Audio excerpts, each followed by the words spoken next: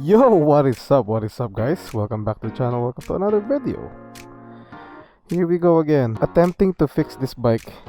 Pasensya na hindi tayo nakakapag-upload. Actually, may mga attempts tayo na nag-vlog tayo. Kaso hindi ko siya mabigyan ng oras i-edit. Tapos hindi ko rin na nakukumpleto kasi nagkakaroon tayo ng issue dito kay Monster.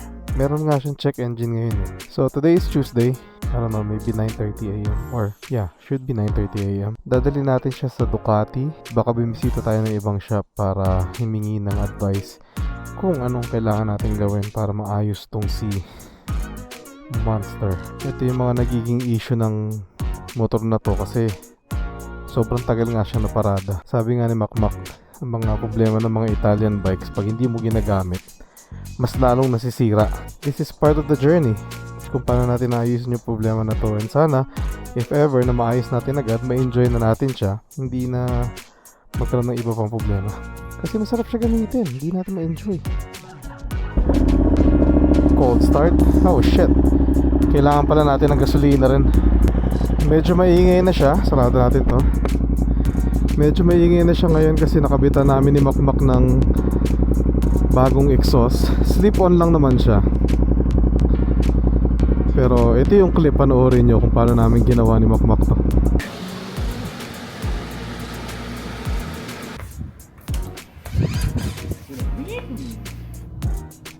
Gang?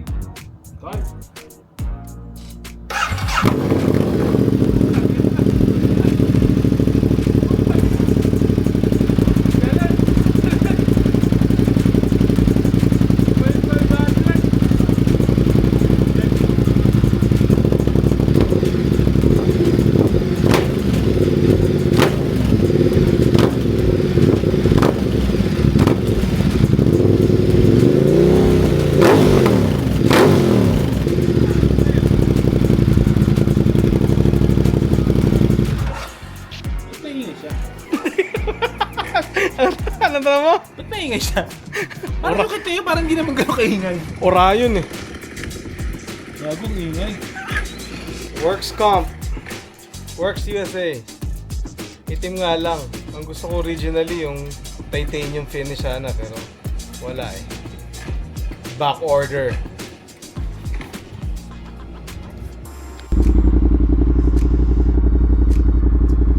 Alright. Gasan muna natin to kasi medyo malayo yung Ducati dito sa bahay. Umaandar pa naman siya pero ang problema, naka limp mode siya, so hindi tayo makatakbo ng more than 4,000 RPM. Limited siya sa 4,000 RPM. Kaya nga nung nag-check engine to, dinala ko to sa work eh. First time na dinala ko sa work. Well no, second time na pala. As in literal, ang sarap gamitin. Nagkasabay pa kami ni George biyahe nung, I think that was Sunday, I think. Yeah. Tapos malapit na sa work. As in literal, nandun na ako sa Las Vegas Boulevard. Boom, nag-check engine. Tapos hindi na siya nawala. Actually, dalawang beses na nangyari yung check engine na to. Yung una, nung bike night namin, yung Ducati ride. Actually nakapost na yung vlog ni Omar TV dyan. That same night, nagkaroon din ng check engine pero nawala. Tapos normal siya nung inuwi ko na. Eh ngayon, nung nag-check engine, hindi na siya natanggal. Siguro, yung nasirang sensor, mas nasira na. Going back to that, Sunday, nung nag-check engine siya ng pangalawang beses tapos hindi na natanggal, nung binayahe ko to, limited lang ako ng parang 71 miles per hour sa freeway. Yun na ata yung pinaka-chill ride ko pa uwi. Mas matuling pa yung 300 kaysa sa sa Ducati 1200 natin ngayon. Wow! May mga option tayo na either dalhin to kay Speed Demon or sa Ducati muna. Hindi ko alam eh. I think it's best na sa Ducati ko muna dalhin. Pascan ko yung code kung ano mga error codes lalabas para yung mga parts na kailangan surrounding that code mapakuha na rin tayo ng quote. Kung magpapagawa man tayo, malabo na sa Ducati kasi sobrang mahal ng labor doon, I'm sure. Si Speed Demon naman, magaling naman siya, and hinuhook up tayo ni Speed Demon. So sana lang talaga hindi ganun kalala yung problema, na sana madali lang ayusin or madali lang yung piyesang kailangan palitan. So mag-gas muna tayo ngayon.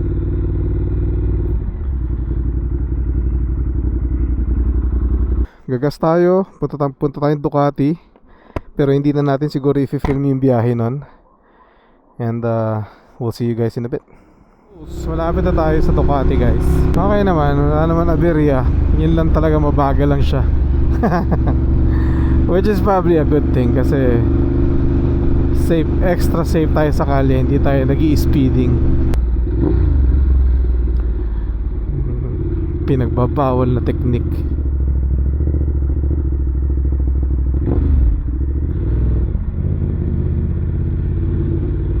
And we are here, Ducati Clark. Ducati Las Vegas.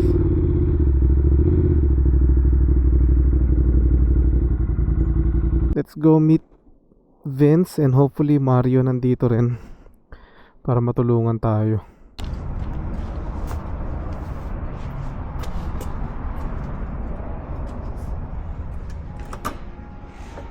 Pambungad sa atin, oh. Supreme V4. What's up, boss? I see you got a new toy. Sorry. Right. Vince. It just came in. Oh. How much is it? Well, the Bentley Javel is still more expensive. Yes, that's 70. What was that? 78 or something? That's pretty good. Wow, look at this. There's one in the Philippines. Is there? Yeah.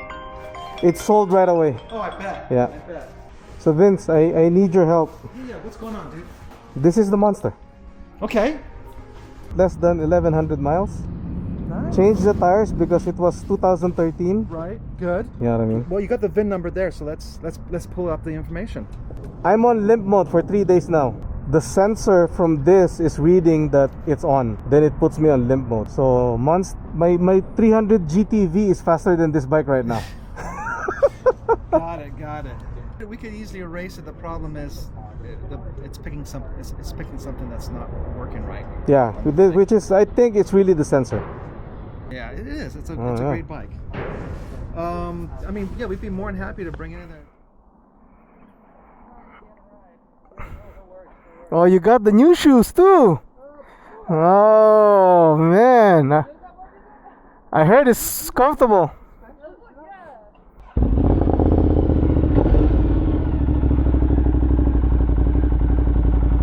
Alright, sibata tayo. Punta tayo kay Speed Demon.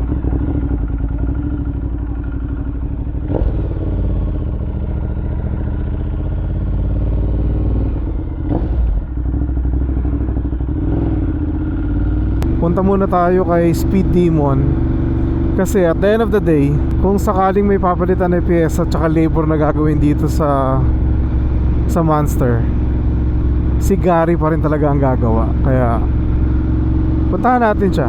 Let's see what he says. Tignan natin kung i-scan niya to.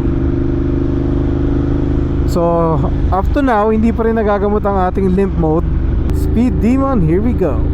Okay, shop number 2. Nandito tayo kay Speed Demon. Isa pang shop na pwede natin puntahan din, kung saan natin pinapalitan yung gulong, yung rev point. I'm sure meron din silang diagnostic tsaka scan tool dun. Sana eto na yung stop natin na huli para matanggal yung check engine light na itong Monster is kay Gary.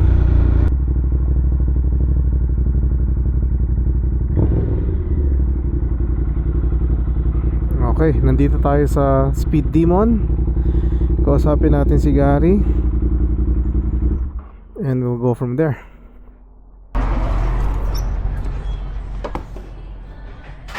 What's up, Gary? What's up?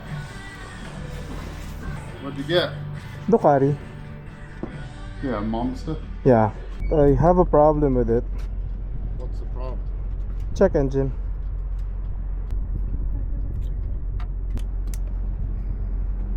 So 1200. Yeah, 1200S. 2014.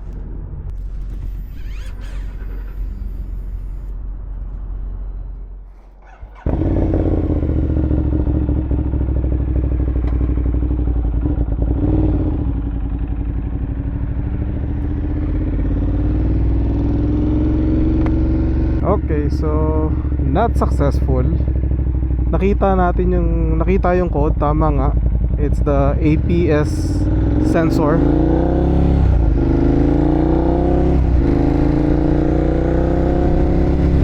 May mga checklist tayo na kailangan gawin.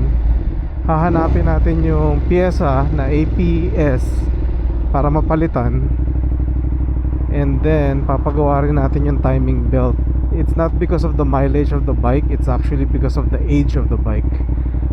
Kasi kung mileage lang ang pag-uusapan, tsaka kung i-base sa mileage, masyadong mababa, malayo pa para sa service. Pero ang recommendations kasi ng Ducati, 10 years or 6,000 miles, kailangan chine-check yung belt na yun.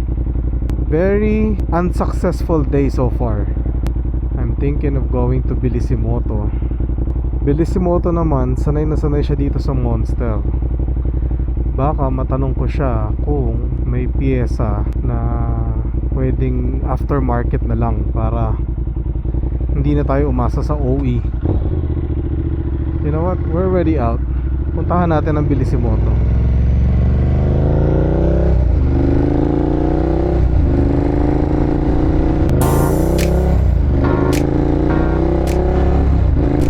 So that's the update after Speed Demon. Pupunta ngayon tayo sa ating pangatlong shop. Let's go Bellissimoto. And we'll update you when we get there. Peace! Welcome to Las Vegas sign. Harley Davidson. Oh, yep, Harley Davidson nga. Daming tao. Wow, pila. Ito na yung airport. You guys see the strip? Kung anong itsura during the day. So, astig do. Sakto yung dating natin. Kasi yung Monster na gamit natin, pinaradahan natin katabi pa ng isang Monster. Look at this thing though, you know what I'm saying? S4R. I think this is actually older, but look how nice this thing is. Carbon wheels. Dunlop siya. Ang ganda ng belly niya. Tapos yung exhaust, naka rear sets. See if we can talk to Randy and go from here. 2 Monsters.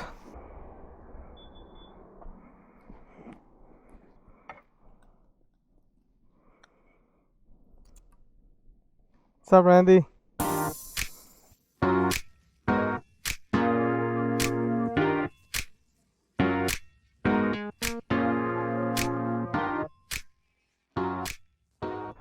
Well, we finally made it home, pero wala yung Monster. Iniwan na natin sa Bellissimoto kasi tinignan ni Irish Mike dun sa computer niya kung ano problema. Yun nga, which is the throttle position sensor or accelerator position sensor. Kailangan siya mag-dig in. Kailangan daw niya bunutin yung tangke para i-make sure na ma-reset. Baka hindi raw siya nag-sync. So, kailangan niyang gawin yun and then go from there. So, tatawag na lang sila bukas kung ma-figure out na nila, tsaka sana maayos nila at hindi na kailangan palitan ng parts or ng bagong parts. I don't know. Medyo scary kasi hindi natin alam kung magkano magiging damage nun. But nakabili tayo ng frame slider. That's a good thing. So ikakabit na rin nila yun. Pero hopefully, kaysa patagalin ko pa, kaysa iuwi ko pa yung motor na naka limp mode, maganda siguro iwan na lang doon, ayusin na nila, and then I can come back tomorrow or next week sa susunod na day off natin and go from there. Tutulungan naman nila tayo and they give us a good price on labor. Let's just wait and see kung makuha natin agad si Monster pabalik. That's it for us. Thank you for coming with us and hopefully on the next video, nakauwi na si Monster. Until then, God bless and be a blessing to one another. Peace!